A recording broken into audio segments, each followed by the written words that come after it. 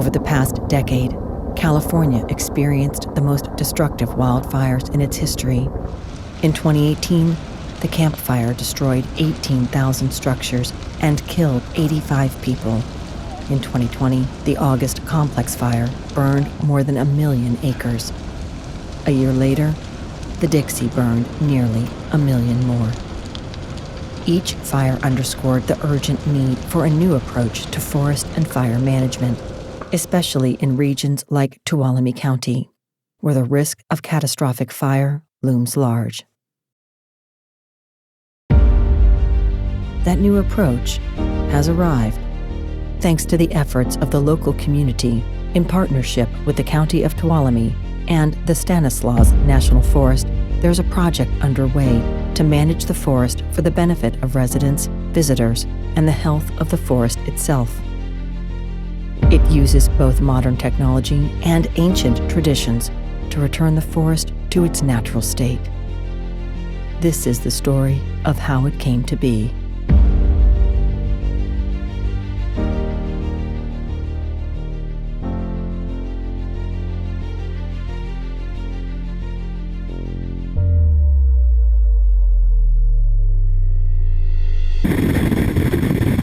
The Rim Fire of 2013 stands out as a pivotal moment for Tuolumne County. It burned over 250,000 acres in our Stanislaus National Forest and Yosemite National Park. The real aha moment, at least for us on the Stanislaus, was the Rim Fire, right? Was that seeing the devastation that the Rim Fire caused and realizing that part of the reason it burned as bad as it did is because the forest was too thick.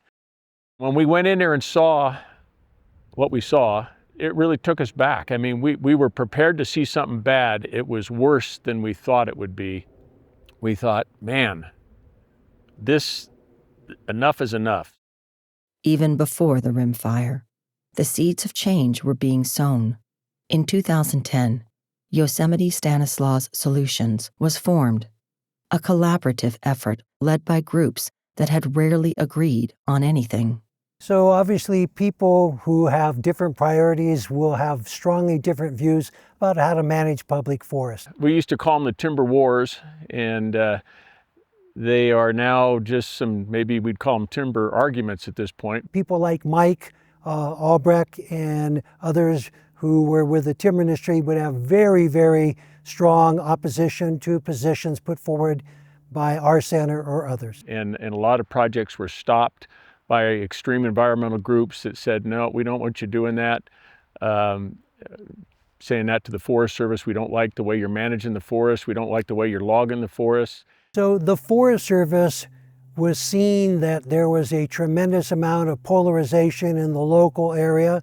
Two of them in particular that felt that there was an opportunity to have dialogue and discussions, invited a number of us to brainstorm over how to create a forest stakeholder group, and even just eventually getting to the name Yosemite Stanislaus Solutions was a challenge. We got about 20 different groups together, and they ranged from environmental groups to industry groups to recreational groups, and we sat down and said, hey, okay, let's figure out what we agree on. Let's quit talking about what we don't agree on. Let's start talking about what we agree on. Let's make it science-based, not emotional, and check our egos at the door and come in and start working together. There was a lot of areas where there wasn't agreement on almost anything, but from a few initial meetings for a number of years, we continued to meet to see if there might be some benefits for different interests looking for common ground. And in 2013, 3 years after they formed, the Rim Fire really galvanized them. They recognized that the speed in which they need to work really needs to be accelerated. All of them coming together after that Rim Fire and basically acknowledging, like, look, if we don't put our differences aside, there's going to be nothing left to argue about. The Rim Fire was the first classic example of where having different points of views collaborate together can lead to a successful, beneficial outcome. We brought our local desire for a middle ground solution on rim fire salvage logging and then on rimfire reforestation. Forest Service, Regional Forester, we've got to put a salvage program together that has no litigation. We cannot stand any litigation on this, so we're going to oppose any litigation. And some of the folks in our groups used to be litigants on this stuff. YSS is setting a standard for how we can move past polarization and differing views to focus on areas of agreement. That's the key. We focus on areas of agreement and we get work done. Meanwhile, the federal government was becoming aware that their traditional response to fighting fires was, over time, self-defeating. If you go back to images that were taken 100 to 150 years ago, you'll see that it was more of a park-like setting. So it was very open. The wildlife can move through it freely. Humans can move through it freely. And in some cases, they could pull their wagons and ride their horses without being impeded. But what we see today is areas where you can't even see 10 feet in front of you because the brush is so dense. The big burn is the foundation of what became 100 years of Forest Service fire suppression ideology. You had over 3 million acres burn in something like 3 days. They came up with what we called the 10 o'clock policy. And that meant that Forest Service fire suppression professionals had to suppress every single forest fire by 10 a.m. the next day. So we got really good at putting out fires as fast as possible. What they learned is something the Native Americans always knew. Fire has a role to play in our forests. We call this a fire-dependent, not fire-adapted, fire-dependent ecosystem, meaning that so much of our flora and fauna, they need that fire to survive. And for over 100 years, between that and the removal of indigenous knowledge from the landscape, we completely removed fire from that landscape that so desperately needs it. For over 10,000 years, indigenous people recognize that fire is a critical part of this ecosystem. So they applied fire on their own terms, generally in fall, so that forested systems could grow. Knowing that, eventually with the lightning storms and all the natural occurrences of fire that we have on this ecosystem, if they could take care of that bottom layer, they would keep the fires from becoming catastrophic, like what we see today, and keep it to that low to medium intensity that's good for forest health, that actually helps rejuvenate and keeps that ecosystem alive and healthy. After the Rim Fire, the County of Tuolumne entered into a master stewardship agreement with the Stanislaus National Forest on behalf of Yosemite Stanislaus Solutions. This agreement marked a significant shift in forest management, enabling more proactive and collaborative efforts. A suggestion that the Forest Service made to us as a group said, hey, you guys are doing some great things. Why don't you consider doing a master stewardship agreement? Well, what's that? Well, it's an agreement where you can work with the county, with the Forest Service to actually put projects together, have input to those projects, help them get implemented, and then actually help them get contracted to local contractors.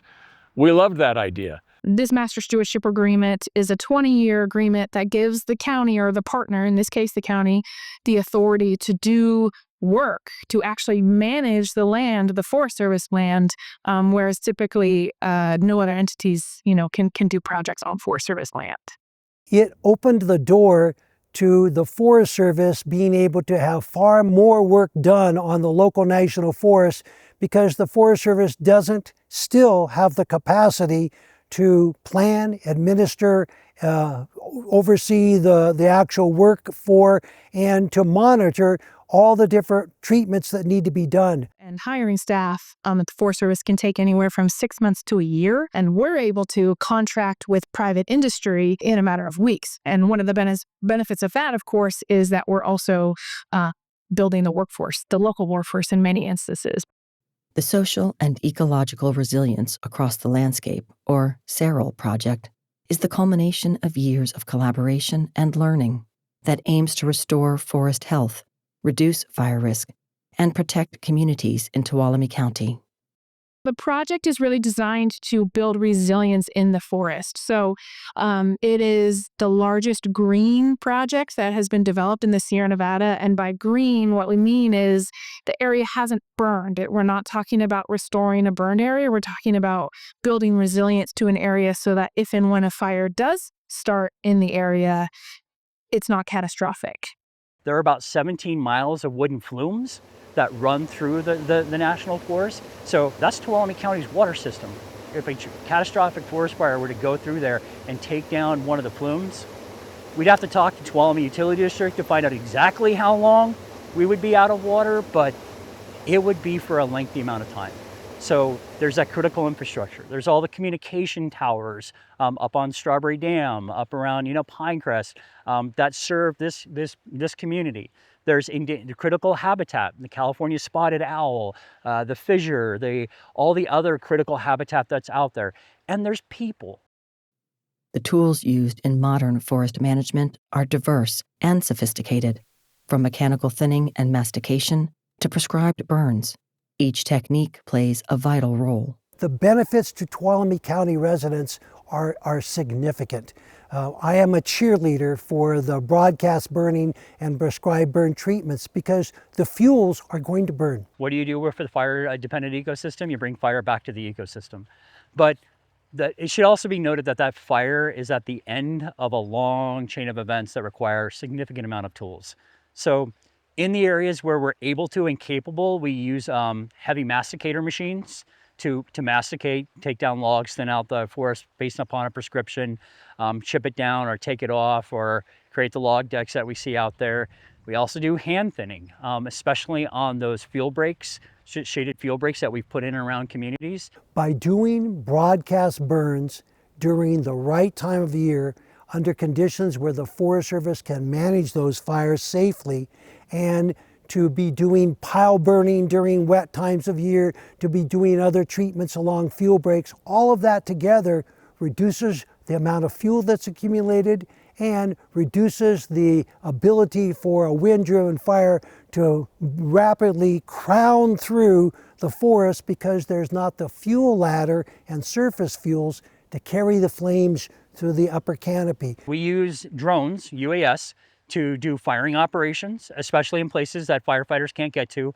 And we also use them for reconnaissance to get a better look at how the fire is doing.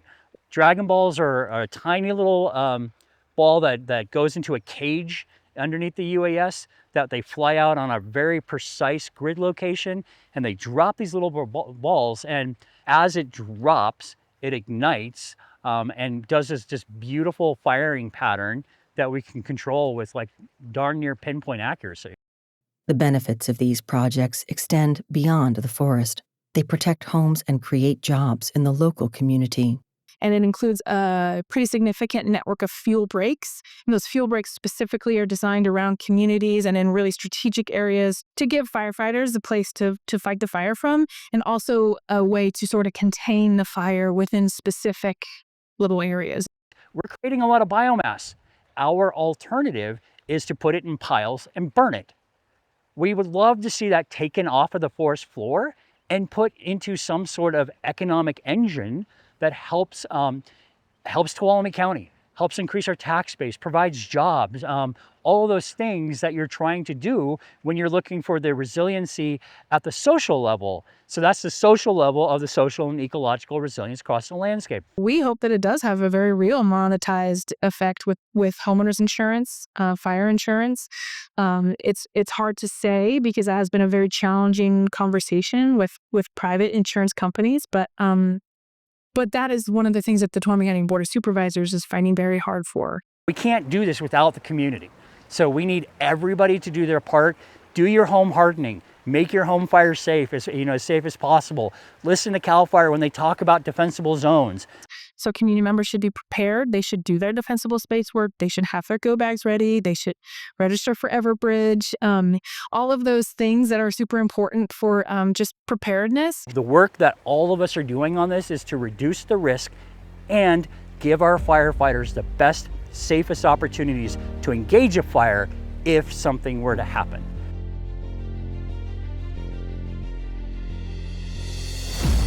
The story of the Rim Fire and the subsequent efforts by YSS, the Forest Service, and Tuolumne County is a testament to the power of collaboration.